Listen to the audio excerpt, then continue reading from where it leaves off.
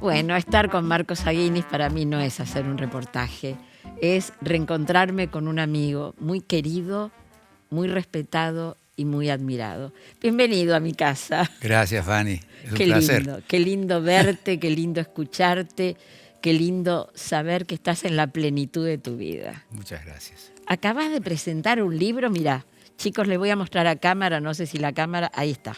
Mirá cómo aprendí a sacarle el brillo y todo. Que es la biografía, es la novela de mi vida. Cuando leí la novela de mi vida dije, la razón de mi vida, la novela de mi vida. No, es un libro sin razón. Es más novela que razón. Pero además, la historia de tu vida, que yo conocí algunas cosas, pero todo este paso tuyo por la Salpêtrière, ¿se llamaba? Sí, la Salpêtrière. En Francia, tus operaciones, tu conocimiento, el claustro, los curas, lo que te empujó a escribir La Cruz Invertida, no lo conocía. Y este libro es para conocerte un poco más. Pero vamos a empezar por el jovencito que vivía en Río Cuarto, que su papá tenía una mueblería. Cruz del Eje, Cruz del Eje. Ah, en Cruz del Eje. En Cruz del Eje. Río Cuarto fue después. Fue después, claro. Claro, en Cruz del Eje, que tuvo un médico que luego fue presidente de la Nación. Contalo vos, por favor. Sí, mi infancia pasó en Cruz del Eje, que está al noroeste de la provincia de Córdoba, que era un nudo ferroviario muy importante. Y allí, por cierto, llegaban trenes de casi todo el país. Maravilloso. A los talleres donde se reparaban los trenes, porque en esa época los trenes funcionaban bastante bien. Y por Ituirigoyen, viendo que había un joven que luchó con mucha eficacia y en las lides de la reforma universitaria de 1918, que se llamaba Arturo Ilia, le recomendó que fuera a Cruz del Eje, porque allí había mucho trabajo médico y político. Entonces Ilia se instaló allá, en Cruz del Eje, y pronto llegó a ser diputado provincial, después vicegobernador de la provincia, pero como médico fue mi médico de infancia. Así que él me atendía, él venía a mi casa, yo iba con mi mamá o mi papá al consultorio de él, de modo que ahí comenzó nuestro vínculo. No se le pagaba la consulta. Él no cobraba la consulta, él prácticamente atendía la gorra, él tenía una palangana, y entonces cuando el paciente le decía, ¿cuánto le debo, doctor? Deje lo que le parezca. Y la gente dejaba en la palangana lo que le parecía. Y cuando alguien no tenía dinero para comprar el remedio. Cuando él recetaba a alguien, le decía, mire, doctor, no tengo para pagar este remedio, no me alcanza, saque de la palangana.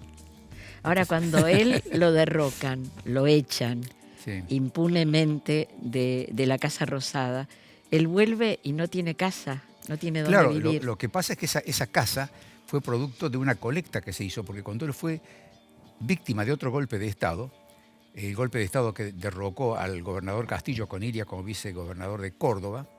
Entonces él dijo, ¿qué hago yo en Cruz del Eje? Ahora he fracasado políticamente, me vuelvo a Pergamino, que era su ciudad natal, y ahí estaba su familia. Y entonces se produjo inmediatamente una colecta popular para comprarle una casa, porque no tenía casa propia. Cuando vos miraste quiénes habían intervenido en la colecta, quiénes habían dado, te emocionaste mucho. Muchísimo. Yo fui muchos años después a visitar ese consultorio. Claro, me pareció mucho más chico. La mirada del niño ve todo enorme. Entonces decía, caramba, este consultorio tan pequeñito, y recorrí un poco la casa, toda chiquita.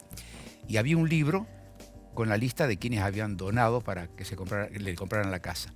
Y vi en esa lista el nombre de mi papá, que era un hombre muy pobre en esa época. Trabajaba en una mueblería humildísima. Él incluso cargaba los roperos sobre sus hombros, lo recuerdo muy bien.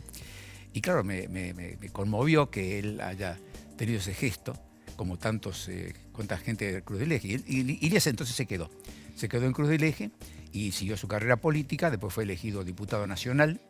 Él integró el grupo de los 44 valerosos, inteligentes y modélicos líderes políticos de aquella época. ¿Cuánto 44. le debemos? Sí, fue una lucha terrible porque era una época de autoritarismo desenfrenado y ellos luchaban intensamente. Y yo recuerdo que a veces íbamos con mi mamá o mi papá a la estación de ferrocarril, porque se viajaba mucho a Córdoba en ferrocarril, obviamente. Claro. Y nuestros parientes estaban básicamente en Córdoba. Y venían de tanto en tanto a visitarnos a Cruz del Eje. Entonces íbamos a esperarlo, como si, en los pueblos chicos hay tiempo para hacer eso, ¿no? Además era todo un acontecimiento. Ir ahí, que llegue el tren, esperarlos. Y nos encontramos con la esposa de Ilia.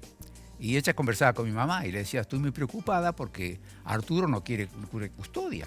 Viene de Buenos Aires a Córdoba y de Córdoba toma el coche motor a Cruz del Eje sin custodia. Y yo tengo miedo que le pase algo. Pero Ilia no quería custodia. Era un hombre valiente, además de modesto. Tu papá era calvo, bajito y con mucha fuerza. Es cierto. Y el día que empezás tu libro diciendo que nada te conmovió tanto como verlo llorar. Sí, fue una escena tremenda para mí que me marcó de una manera muy profunda y que abarcó, si se quiere, varias de las tendencias vocacionales que tuve. Porque yo era muy chico y noté que papá iba con mi mamá hacia el dormitorio, que era el único cuarto privado que tenían, y se encerraron allí, y yo escuchaba curioso como hablaban todo en chico. yiddish. Claro, hablaban en yiddish y susurraban, y al rato papá abre la puerta y sale llorando con el pañuelo secándose las lágrimas y corre hacia el fondo de la casa donde había un gallinero con unas higueras y empieza a repartir maíz a las gallinas que estaban allá. Y yo veo que sigue llorando y le digo, ¿qué te pasa, papá? No, después te cuento. Y no quería hablar. Y después te cuento, no quería hablar. Hasta que después me enteré que esa carta había llegado de Europa, donde le contaban cuál fue el destino del padre de él, o sea, mi abuelo, y sus dos hermanas, las dos únicas hermanas que habían quedado en Europa. Eso te marcó. Y me marcó porque lo recordás como si lo estuvieras viendo claro, hoy. era tremendo, porque imagínate que entraron los nazis, ese pueblito miserable de Moldavia, arrancaron a toda la gente de sus casas, era un día lluvioso y en medio del fango de la calle los estaban amontonando para subirlos a los camiones que ya estaban con el motor en marcha, que iban a su vez a la estación ferroviaria, que de allí iban hacia los campos de exterminio, de los gases venenosos y las cámaras de gas y los crematorios. A la muerte. Claro. Entonces mi abuelo, que era un hombre religioso, le pide permiso al guardia para volver porque se había olvidado el manto ritual. Los judíos religiosos suelen ponerse un manto ritual para rezar. Entonces le dice el guardia, de ninguna manera, no. Y bueno, mi abuelo en un momento dado, que creía que el guardia estaba distraído, corre a buscar el manto, no se iba a escapar. El talit. Y entonces el guardia lo dispara y cae muerto en una zanja en el barro, boca abajo. Parece que eso describía la carta, porque me lo contaron así. Y vos lo estás contando como si lo estuvieras viendo, Marcos. Sí, imagínate cómo me marcó. Yo era muy chico y eso queda grabado. Y las dos hermanas que quisieron hacer algo, con las bayonetas, las mantenían a raya y las llevaron a los campos de exterminio. Y mi abuelo quedó allá. Y evidentemente que esa noche fue devorado por las fieras. O sea, mi abuelo fue devorado por las fieras. Qué horror. Vos sabés que y eso pensaba si todo eso no despertó en vos la vocación por la lectura. El hecho de entrar a una biblioteca y querer devorarte todo. Y es posible. En ese momento, como cuento en el libro, yo me enojé con Dios. Empecé a cuestionarlo. Decirle, ¿cómo puede ser que existas y hayas permitido esto? ¿O es que no existís? Y ahí empezó mi vocación teológica, una vocación teológica rebelde. Vocación que compartís con un amigo tuyo que quiero que escuches. ¿Sí? ¿Sí? Señor director, ¿puede ser?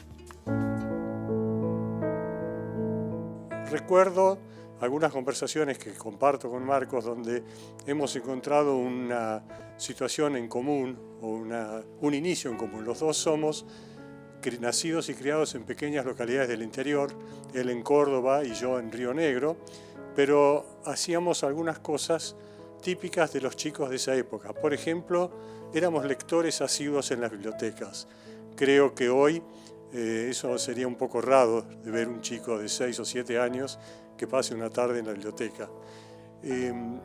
Eso nos ha dado a las personas, él y como yo, que estamos llegando a los 80 o estamos cruzando esa línea, nos ha dado una base intelectual y de pensamiento que, sumado a la calidad física, que en especial en el caso de Marcos, a quien lo veo caminar o comparto caminatas con él, lo veo haciendo gimnasia, lo veo perfectamente fuerte y sano físicamente y fuerte y sano mentalmente, como podemos verlo cada vez que él habla en público o por televisión o conferencias, o cuando se puede traducir a través de lo que él escribe casi a diario, tanto en los periódicos o en los libros que él publica.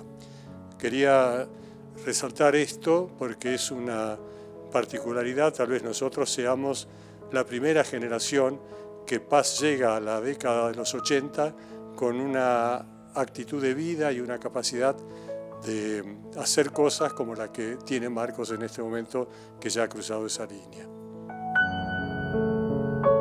David Stallman.